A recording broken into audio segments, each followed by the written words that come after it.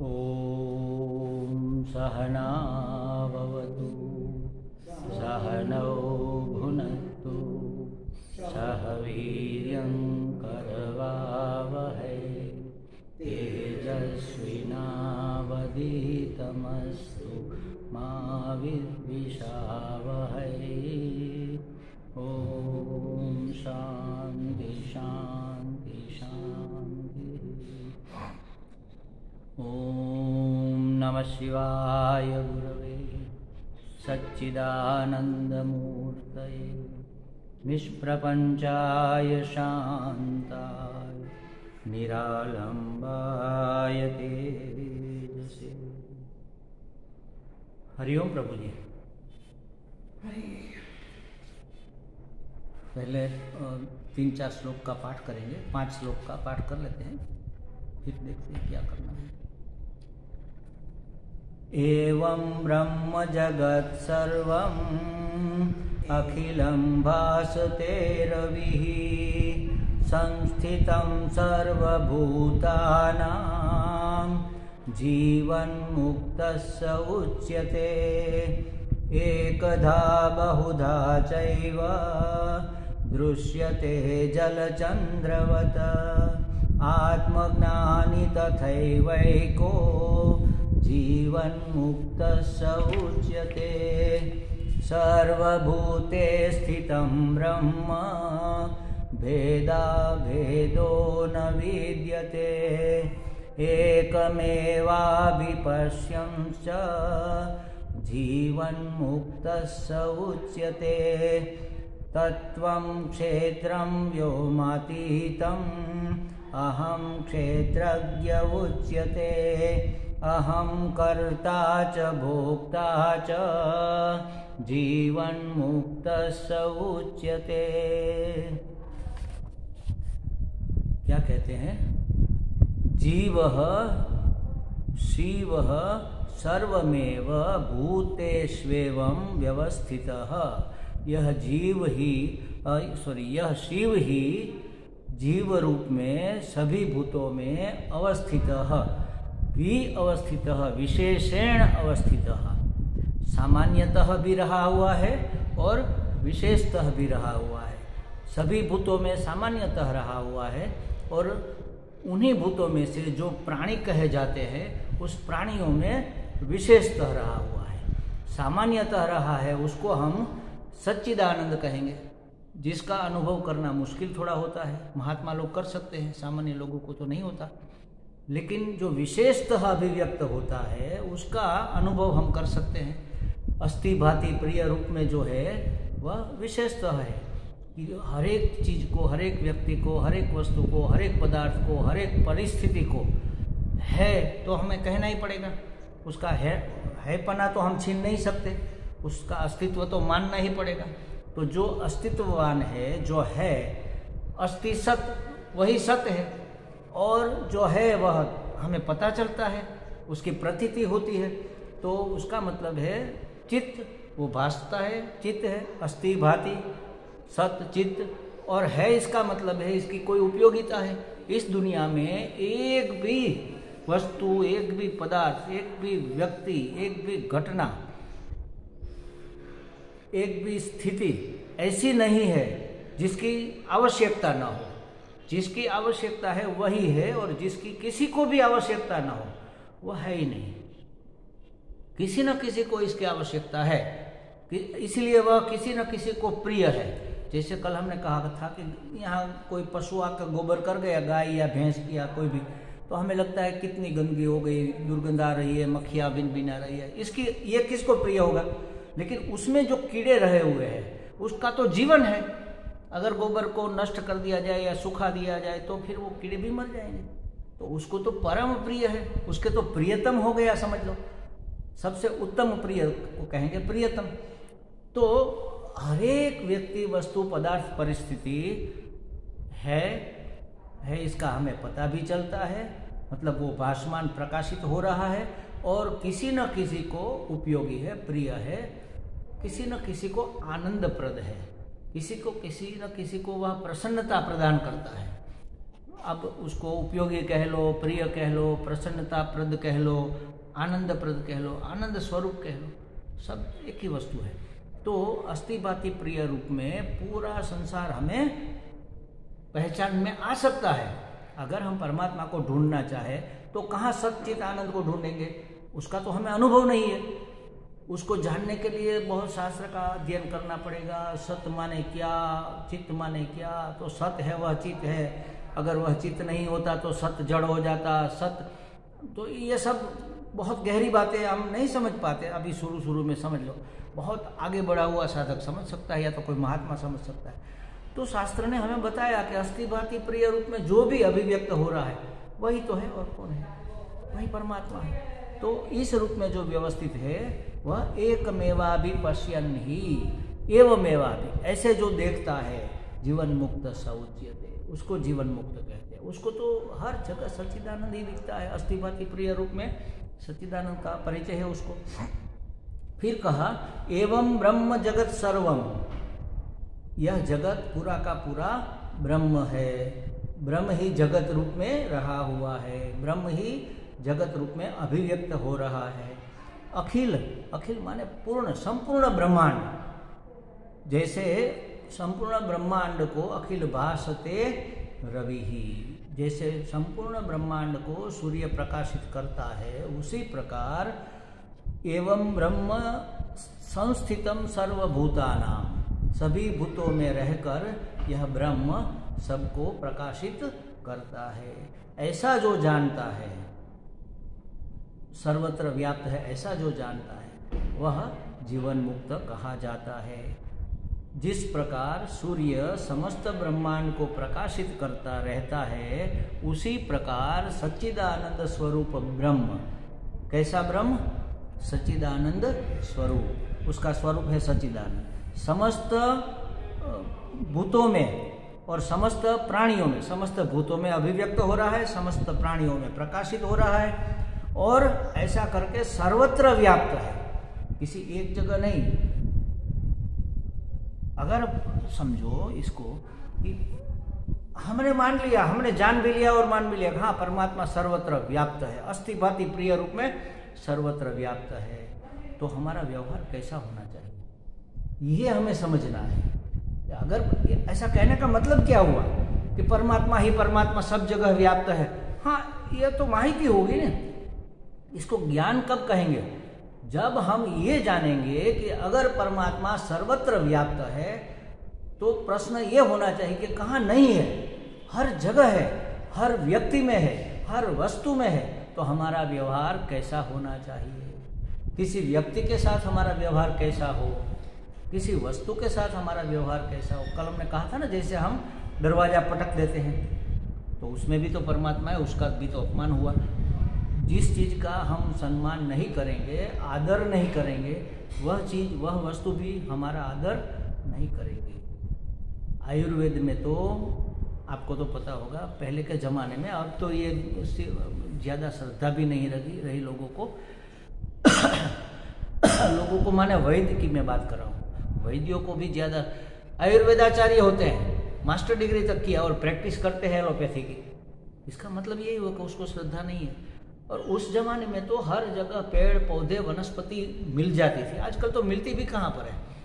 तो ऐसा मैंने सुना है, ज़्यादा तो आपको पता होगा, कि अगर किसी का उपचार करना है तो 2-3 दिन पहले या 1 सप्ताह पहले जाकर उस पेड़ को, उसकी पूजा करते हैं, पेड़ को तिलक करते हैं, उसकी पूजा करते हैं, फिर प्रार्थना करते हैं, फिर एक निवेदन रखते हैं वहाँ पर कि भाई हमें इस व्यक्ति के लिए आपके पत्तों की ज़रूरत है, तो हम पूर्णिमा को आपके पत्ते तोड़ने आएंगे, आप हमें क्षमा करना, हम तो ये किसी के रोग का निवारण करने के लिए कर रहे हैं, आपको ईजा पहुंचाने का हमारा कोई इरादा नहीं है। ऐसी प्रार्थना करके फिर जिस दिन जिस समय की बात कही उसी दिन उसी समय जाकर वहाँ पर फिर से प्रार्थना करके हम आए हैं, अब हम आपके पत्ते तोड़ रहे हैं, हमें क्षमा करना। वो पत्ते अमृत का काम करते थे और आजकल तो कौन ऐसे करता है। तो ये पूरा जगत भावमय है महाराज। अगर आपका भाव शुद्ध नहीं है तो कोई इफेक्ट नहीं होगा।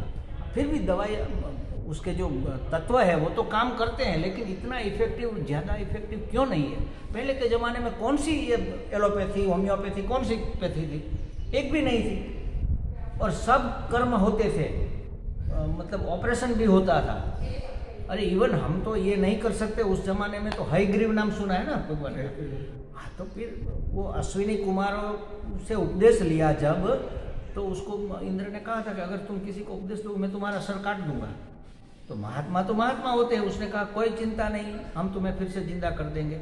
ऐसा करो, हम तुम्हारा सर काट कर, अश्विनी कुमारों ने ही बताया कि हमारा सर काट कर आप गधे का, घोड़े का सर लगा दो। घोड़े का सर लगा दिया, उस घोड़े के सर से उपदेश दिया, उन्होंने सर काट दिया।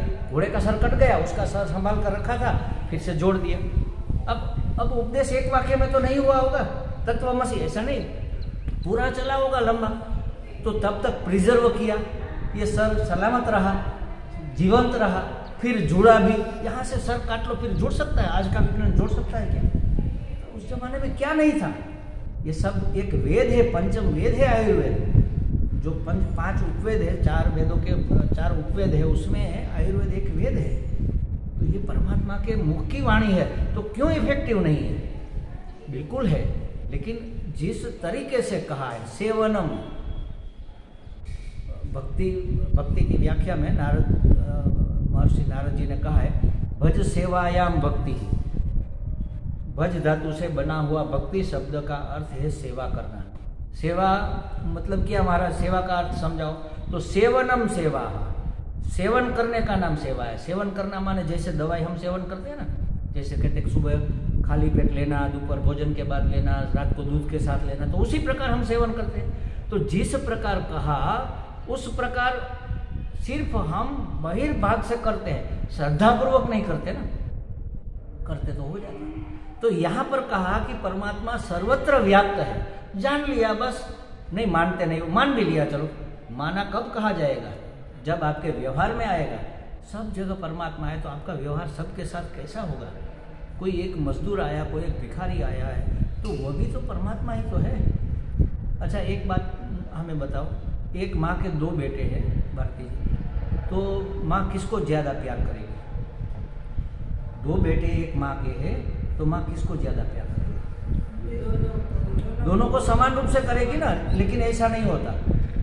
माँ भेदभाव करती है, और बहुत अच्छा, ये चीज़ बहुत अच्छी है, भेदभाव करती है। वो मेरे अपने जीवन से मुझे समझ में आया। जब मैं ये समझता सब नहीं था, नौकरी करता था, तब मेरा छोटा भाई, बहुत गरीबी थी उस समय, नौकरी में भी कुछ नहीं, मैं तो ट्यूशन ही करता था, नौकरी भी नहीं थी। तो घी तो मुश्किल से यूज़ होता था, 1 चम्मच पूरे घर के लिए। तो 2-3 रोटी जो चुपड़ के रखते थे वो नीचे रखते थे, और ऊपर कोरी रखती, या तो वेजिटेबल की लगेगी। तो मैं जब बैठता था तो मुझे वो वेजिटेबल वाली मिलती, और छोटा भाई जो बैठता था उसको घी वाली मिलती। तो मुझे पता चला तो मुझे बहुत दुख हुआ कि अरे माँ ऐसा भेदभाव क्यों करती है? फिर मुझे अक्ल आई, फिर मुझे समझ में आया कि ये बिल्कुल वाजिब है। माँ किसको ज़्यादा प्यार? जो कमज़ोर होता है किसी तरह से, शारीरिक रूप से कमज़ोर है, मानसिक रूप से कमज़ोर है, आर्थिक रूप से कमज़ोर है, बड़प्पन में कमज़ोर है, या तो सीधा साधा सरल सा है और एक फाड़ू है बहुत, तो जो सीधा साधा सरल, माँ उसको ज़्यादा 2 बार दुलार करेगी, क्योंकि पता है इसको अभी प्रोटेक्शन की ज़रूरत है, इसको ज़्यादा प्यार की ज़रूरत है। तो जो हमारे समाज में बिल्कुल पिछड़े हुए बेचारे लोग जो है, जो गरीब है, तो वो ज़्यादा प्यार के हकदार नहीं है क्या? हम नहीं करते। परमात्मा ने हमें सैंपल दिया हुआ है माँ का कि देखो माँ की तरफ प्रेम करो। माँ कैसे करती है? दोनों बेटे उसकी निगाह में 2 आंखों के तारे हैं, समझ लो। भेदभाव करती है मतलब ये नहीं है कि वो दूसरा उसको ज़्यादा प्रिय। हम तो उल्टा करते हैं, जो धनवान होते हैं, जो बड़े लोग होते हैं, जो ओहदे पर होते हैं, उससे रिश्ता जोड़, हाँ कभी काम में आएगा। अरे आप उपयोग करना चाहते हैं या उपयोगी होना चाहते हैं? हमारे गुरुजी, दादा गुरुजी कहते हैं उपयोग तो बहुत किया, अब कभी उपयोगी होने का भी तो सोचो। बहुत लिया इस संसार से, इस जगत से, इस दुनिया से, दिया क्या हमने? पूरी समष्टि यज्ञ कर रही है। यज्ञ का मतलब है सबको दे रहे हैं, सबको देना माने यज्ञ। किसी एक को देना वो संबंध होता है, सबको आम का पेड़ है तो सबको आम देगा कि आपके बरामदे में तो आपको ही देगा? जो भी आएगा सबको देगा। नदी सबको पानी देगी और समान रूप से देगी। तो माँ का प्रेम तो समान है, लेकिन पक्षपात अंदर करना जरूरी इसलिए होता है क्योंकि ये कमजोर है। तो हाथी और कुत्ता दो जा रहे हैं, हम कुत्ते को लाठी मारकर भगा देते हैं, हाथी को नहीं, क्योंकि पता है हाथी को कुछ अगर उंगली की तो उठाकर फेंक देगा। उससे डरते भी है और उसके प्रति हमारा अहोभाव ही है। हाथी है, ये तो गणपति का अवतार, तो कुत्ता क्या है? ये भी तो परमात्मा का ही तो अवतार है, ये तो परमात्मा का ही तो अवतार है। लेकिन हमें क्या करना चाहिए? जो माँ की तरह हमारा दिल होना चाहिए। जो कमजोर है, जिसे ज्यादा जरूरत है, उसके प्रति हमारा प्रेम ज्यादा बहना चाहिए। भले ही आप उसको अपने घर में लाकर ना सुलाओ ना बिठाओ, ये व्यवहार की बात अलग है, वर्तन अलग से है, लेकिन भाव तो समान रहना चाहिए और प्रेम भी उसके प्रति ज्यादा बहना। हम उल्टा करते हैं, उसका जो शोषित है उसका शोषण और ज्यादा करते हैं। हम ऐसा मानते हैं कि नहीं हम तो नहीं करते, सब करते होंगे, हम नहीं करते। अरे सब्जी वाले से आप कितना काटते हैं भाई? क्या किस भाव दिया दूधी को? ये टिंडे किस भाव में दिए? तो माता जी ले लो 40 रुपये। अरे 40 कभी कहीं देखा है 40? अगर आगे नहीं हो तो भी हम झूठ बोलेंगे, अरे वो तो 30 में दे रहा था। नहीं माता जी 30 में नहीं आ सकता। अच्छा 35 दे दूंगी, कर दो।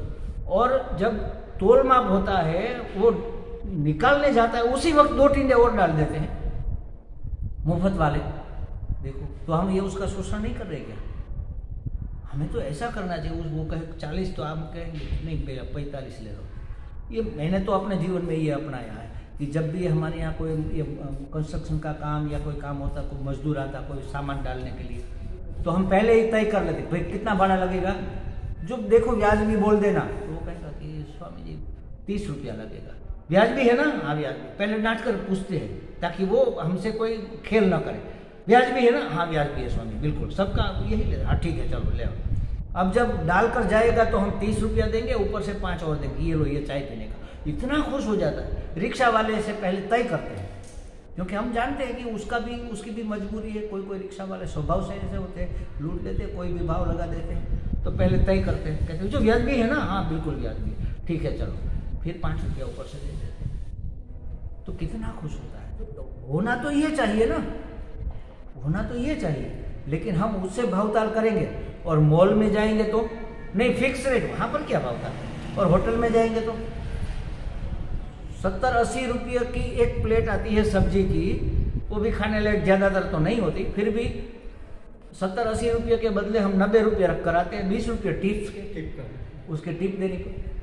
अब वही आप जब भेड़ वाले के साथ वही व्यवहार करते हैं क्या? भेड़ पूरी खाने जाएंगे तो क्या करेंगे? भैया थोड़ा और सेव डाल दो, भैया थोड़ा और रसाड़। एक भेड़ में 2 भेड़ का चबा जाते हैं और पैसे तो ज्यादा देते ही नहीं। हमारा बिल्कुल उल्टा है, होना उल्टा चाहिए, है उल्टा। जो समृद्ध है, जो अपने पाँव पर खड़ा, वो तो अपना काम कैसे भी निकाल लेगा। उससे अगर हम कहते हैं गुजराती में मारवो तो मीर मारवो, तब अंगर ने बिचड़ा ने शू मारवा। मैं करता था उस समय। सीमेंट के जब भाव लगते थे तो व्यापारी से कहता नहीं ब्याज भी लगा दो, 1 रुपया कम कर दो। 1 रुपया कम किया तो भी 1000 बोरी सीमेंट आएगी, तो कितना कम हो गया। और रिक्शा वाले को 10 रुपया ज़्यादा दे दिया, क्या तुम्हारा घट गया? और तुम्हारे 10 रुपये में कहीं उसका महल तो बन जाने वाला है नहीं। ये इसको कहेंगे समदर्शी। सर्वत्र व्याप्त है परमात्मा। अगर परमात्मा अस्थिभाति प्रिय रूप में सब जगह में अनुभव में आता है, सच्चिदानंद रूप में हर जगह व्याप्त है, तो हमारा व्यवहार कैसा होना चाहिए? जब चलते हैं ज़्यादा तो ध्यान नहीं रहता। मैं ये भी नहीं कहता कि कोई ऐसे रहे जैसे जड़ भरत थे, उस तरह तो हम रह नहीं सकते। वो पालकी उठाकर जा रहा था तो कूदता जाता। उसने कहा भाई तुम कूदते क्यों? अंदर बैठे महाराज, उसको टकराता है सर। उसने कहा कीड़े बीच में आ जाते। कीड़ा देखा कूद गया, कीड़ा देखा कूद गया। कीड़े मकोड़े तो रास्ते पर घूमते रहते हैं। हम ये नहीं कहते कि आप कूदते फांदते फिरो, लेकिन कुछ सीजन ऐसे होते हैं जैसे बारिश का मौसम। बारिश के मौसम में पंख वाले कीड़े निकलते हैं, पंख वाले जो मकोड़े उड़ते हैं। तो शाम को हजारों की संख्या में आपको मिलेंगे और सुबह में हजारों की संख्या में सब मरे पड़े मिलेंगे। उसमें कुछ जिंदा भी होते हैं। हम जब वॉकिंग में जाते हैं सुबह में तो क्या करते, कभी नीचे देखा क्या? पेड़ पौधों के बीच में से हम ज़्यादातर घूमना पसंद करेंगे, बाग बगीचे में, और वहीं पर सबसे ज़्यादा कीड़े नीचे पड़े होते हैं, इधर उधर घूमते रहते हैं। कभी नीचे देखकर हम चलते नहीं, हम तो बस मौज करते हैं। हाँ, कितना सुंदर दृश्य है, उसका तो जीवन गया। और गर्मी के मौसम में वो जो हमारा वॉश बेसिन होता है उसमें चींटियाँ होती है, क्योंकि वहाँ पर थोड़ी ठंडक होती है। हम ऐसा नल फुर करके खोल देते हैं और उसके लिए तो सुनामी हो गई, हजारों कीड़ियाँ। अगर सब जगह सर्वत्र व्याप्त है परमात्मा, तो हमें कितना सावधान रहना चाहिए। मन में ये भाव रहना चाहिए, फिर न रहे अलग बात है, लेकिन भाव तो यह होना चाहिए कि हमारे से किसी को भी कोई दिक्कत न हो, बस हम किसी के दिक्कत का निमित्त न बने। एक घटना मैं आपको बताऊं, मैं हर बार कहता हूं, ये सबके लिए बहुत उपयोगी है, ऐसा करना भी चाहिए। देखो, हम जा रहे हैं गाड़ी लेकर, जैसे हम राजकोट से गाड़ी लेकर आए, अभी जाएंगे, तो बहुत स्पीड नहीं है, हाईवे है, बहुत अच्छा रास्ता है, दोनों तरफ पेड़ है एकदम लगे हुए, और वातावरण भी एकदम मस्त है। फिर भी हम 40 की स्पीड में आराम से जा रहे हैं। गाड़ी की 40 की स्पीड माने मिनिमम हो गई, समझ लो। उसी वक्त 2 कबूतर आकर हमारे गाड़ी के आगे गिरे, झगड़ते कभी गिर जाते हैं, और गिरे, और हमने ब्रेक लगाया, लेकिन वो तो बिल्कुल नज़दीक गिरे थे, फिर भी व्हील उसके ऊपर देखा पीछे मुड़कर, तो एक कबूतर मर गया और एक उड़ गया, एक बच गया। तो हम क्या करेंगे तब? ऐसे में हम क्या करेंगे? हम बहुत ज़्यादा से ज़्यादा प्रार्थना करेंगे, अरे हमने तो बहुत प्रयत्न किया, लेकिन उसकी इस निमित्त से मौत होगी। बात भी सही है, इस निमित्त से मौत होगी, भगवान उसकी आत्मा को सद्गति दे। बस इससे ज़्यादा हम कुछ नहीं करेंगे। करना चाहिए एक चीज़ और करनी चाहिए, भगवान को ये भी प्रार्थना कर, ये तो करना है, एक उपरांत एक प्रार्थना ये करनी, हे भगवान, हमारे हाथ से किसी की मृत्यु या किसी को पीड़ा हो, ऐसा हमें निमित्त मत बनाओ। मेहरबानी हमारे ऊपर कृपा करके हमें निमित्त मत बनाओ। बहुत से लोग हैं निमित्त बनने के लिए, जिसका अंतःकरण अशुद्ध है बिल्कुल, उसमें यह प्रेरणा होगी कि भाई गाड़ी भगाओ, और उसी समय हमारे कुछ कैसेट में या कुछ खराबी आ जाएगी या कुछ फोन आ जाएगा, हम थोड़ा स्लो कर देंगे, कोई आकर और टेक करके जाएगा और उसकी गाड़ी में वो आ जाएगा। हम उसके निमित्त नहीं बनेंगे, किसी के मौत के, किसी के दर्द के, किसी की पीड़ा के। अगर कभी हो जाए तो भगवान को मन में ही 1 सेकंड के लिए बस इतनी प्रार्थना है, भगवान हमें किसी के दुख का निमित्त मत बनाओ, इतनी हमारे पर कृपा करो, तो हो जाएगा महाराज। ये होता है, हमने तो बहुत करके देखा है, बहुत होता है। ये दोस्ती करने की जरूरत नहीं है कबूतरों से, कुत्तों से। कुत्तों को घर में लोग रखते हैं, उससे शास्त्र में तो मैंने ऐसा सुना है कि कुत्तों को छूने से भी आपकी सद्गति रुक जाती है। उसको खिलाओ पिलाओ, वो ठीक है, वो आपका फर्ज है मनुष्य के रूप में। हर एक पशु को, मछलियों को भी दाना डालो, सब करो, कोई इसमें दिक्कत वाली बात नहीं है, तो अच्छी बात है। लेकिन उसको अपनी गाड़ी में घुमाना, वो अपनी गोद में बिठाना, अपनी बेड पर, यहाँ पर मैं बैठा हूँ, यहाँ पर कुत्ता बैठा। अच्छे ऐसे महात्मा लोगों को हमने देखा है भरती में, महात्मा की पीठ पर हम अपना सर रखते हैं, वहाँ अपना गमला तक नहीं रख सकते, नहीं रखना चाहिए, ये भी विवेक है। और वहाँ पर महात्मा के साथ में उसका कुत्ता बैठता है, अब देख लो आप। तो ये समवर्ती न हो गया, समदर्शी न नहीं हो, समदर्शन करना, लेकिन उसके प्रति करुणा और ज़्यादा होनी चाहिए, क्योंकि वह पशु है, मनुष्य नहीं है, तो उसको हमारी ज़रूरत है। अगर सर्वत्र परमात्मा व्याप्त है तो हम उसकी माँ की जगह है, हमारा ज़्यादा प्रेम उसकी तरफ होगा। कोई आएगा तो परिचय देंगे, माणिक बेन कहेंगे कि आज वो जो हमारे यहाँ के डिप्टी कलेक्टर है ना, वो आने वाले हैं, तो हम क्या करेंगे? ठीक है, उसके लिए व्यवस्था अच्छी सी करेंगे, उसको कुर्सी देंगे, उसके ऊपर आसन बिछाएंगे, लेकिन हम उससे परिचय करेंगे, नमस्कार करेंगे, फिर पूरा होने के बाद भी थोड़ा बहुत क्यों भाई इतना ज़्यादा क्यों करें? डिप्टी कलेक्टर कभी काम में आएंगे, बड़े लोगों से सब संबंध रखना चाहते हैं, और हम कहेंगे कि आज एक वो जो यहाँ फेरी लगाता है ना, वो मजदूर आज सुनने आने वाला है, तो हम उसकी तरफ देखेंगे भी नहीं। क्यों देखेंगे? मतलब कहने का ये मुहावरा है, देखेंगे भी नहीं। हम हर एक वस्तु का उपयोग कर लेना चाहते हैं, ये हमारे स्वभाव में आ गया, इसको बदलना है। अगर हर जगह परमात्मा है तो अभी हम क्या है? कंज्यूमर है, मतलब ग्राहक है, हर चीज़ के ग्राहक है, हमें चाहिए, कंज्यूमर है। अब हमें कॉन्ट्रीब्यूटर बनना है। ये हमारे दादा गुरु का स्पेशल वाक्य है, वो तो इंग्लिश में प्रवचन करते हैं, स्वामी दयानंद जी महाराज, वो कहते हैं अब आपको कॉन्ट्रीब्यूटर बनना है। बेचो, दो, सबको दो। और एक नियम है महाराज, मैं आपको बता दूँ, स्वामी अखंडानंद जी महाराज कितनी बड़ी हस्ती वृंदावन वाले, हमारे गुरु जी कहते हैं कि ये तो वेदांत की घूमती फिरती यूनिवर्सिटी है, समझ लो। और भक्त भी ऐसे, एक बार नहीं 2-3 बार उन्होंने सगुण साकार का साक्षात्कार किया है, और जो कृष्ण उसके सामने साक्षात रूप में आया उसी की मूर्ति बनाकर उसके आश्रम में रखी है, आनंद गोपाल करके, नृत्य गोपाल नाम रखा है उसका। तो ऐसे महात्मा, उसका ये कहना है कि आप जो दोगे ना वो 24 घंटे में वापस आएगा। अगर 24 घंटे में नहीं आए, 1 महीने में आएगा, 3 महीने में आएगा, 3 साल में आएगा, इससे ज़्यादा समय नहीं लगेगा। 1 दोगे 1000 आएगा, ये सीधी बात है। अगर आपको धन चाहिए तो धन दो, अगर आपको सहारा चाहिए सहारा दो, अगर आपको प्रेम चाहिए प्रेम दो। एक आदमी आया महात्मा के पास, महाराज मैं सबको बहुत प्रेम करता हूँ, कोई मुझे प्रेम नहीं करता। अरे नहीं करेंगे कोई आपको, क्यों? आप मैं प्रेम, बस प्रेम करना आपके अधिकार में है, प्रेम प्राप्त कर। सब लोग प्रेम पाना चाहते हैं, कोई देना चाहता नहीं, अब किसको मिलेगा? ये देने की चीज है, ये लेने की चीज नहीं है महाराज। प्रेम बांटने की चीज है, प्रेम दो।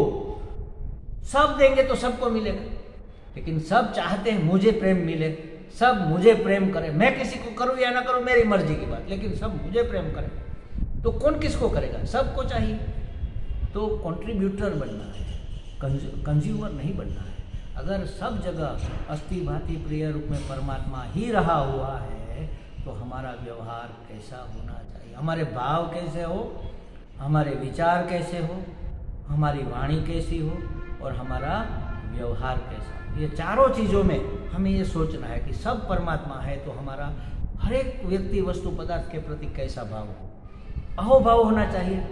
ये पूरा जगत पूज्य है, भोग्य नहीं है, इसका उपयोग कर सकते हैं, उपभोग नहीं करना चाहिए। अगर ये परमात्मा है, परमात्मा उपयोग के लिए ही तो ये बना है, रोटी परमात्मा ही तो बना है। अगर परमात्मा रोटी नहीं बना होता और हम उसका उपयोग नहीं करते, मतलब उपभोग नहीं करते, तो हमारा पेट कैसे भरता, हम कैसे जिंदा रहते? लेकिन अन्न ब्रह्म है, और अगर अन्न ब्रह्म है तो उसका आदर होना चाहिए, उसको झूठा नहीं छोड़ना चाहिए, उसको इधर उधर फेंकना नहीं चाहिए, वो हमारे पाँव के नीचे नहीं आना चाहिए। खाते खाते हम बोलते हैं, तो बोलते हैं तो क्या होता है, जब मुंह में कुछ होता है तब आप बोलोगे ना, तो मुंह से थोड़ा बहुत तो छींटे निकलेंगे ही निकलेंगे, थूक उड़ेगा ही उड़ेगा। और सामने थाली रखी हुई है तो क्या होगा, थाली में गिरेगा, तो अन्न के ऊपर गिरी आपकी जूठन, तो अन्न का तो अपमान हो गया। ये ब्रह्म है, अपवित्र हो गया, इसको तो पवित्र रखना चाहिए। इसलिए खाते वक्त बोलना भी नहीं चाहिए। और नजदीक बैठे तब तो कभी नहीं, हमारी थाली में तो पड़े ही पड़े, पास वाले की थाली में जाता है, ये तो कितना बड़ा दोष हो गया। लेकिन हम कहाँ ऐसा व्यवहार करते हैं? अन्न ब्रह्म है, बस बोलते मात्र है, ब्रह्म की तरह उसके साथ हमारा व्यवहार नहीं होता। आज मैं बताऊं आपको कि ये हो सकता है महाराज, चाहे कितने भी लोग हो।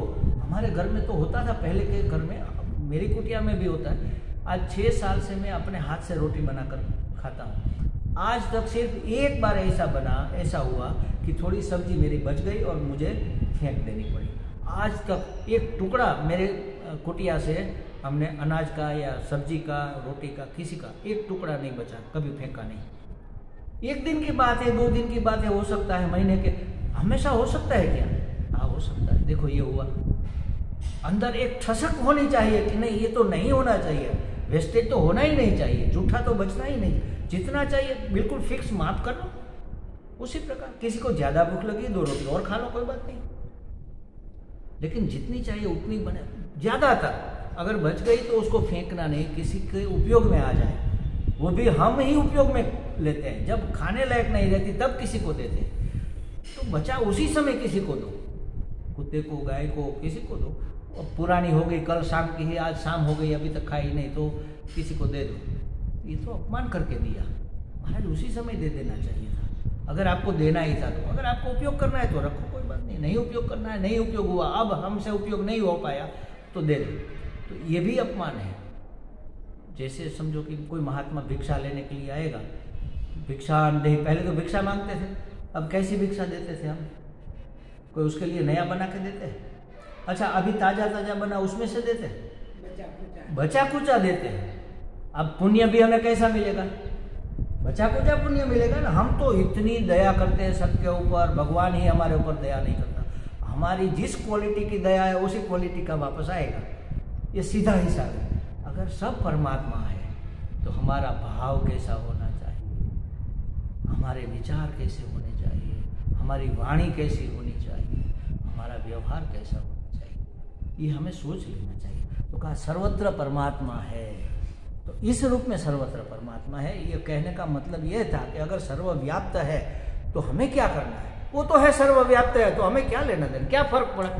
पहले नहीं जानते थे सर्वव्याप्त है, अब जानते हैं सर्वव्याप्त है, क्या फर्क पड़ा।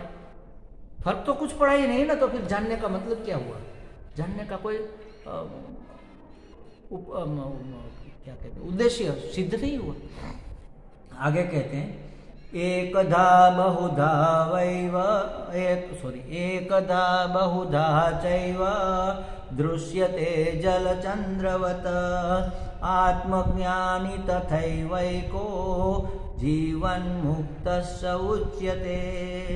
ये भी हमने कर लिया है, इसका विस्तार थोड़ा करना था कि जैसे एक ही चंद्रमा अलग अलग रखे हुए 4 घड़े हैं, तो चारों घड़ों में अलग अलग सा दिखता है, एक यहाँ एक यहाँ एक। तो एक चंद्रमा 4 हो नहीं गए, दिखते 4 है लेकिन है एक ही।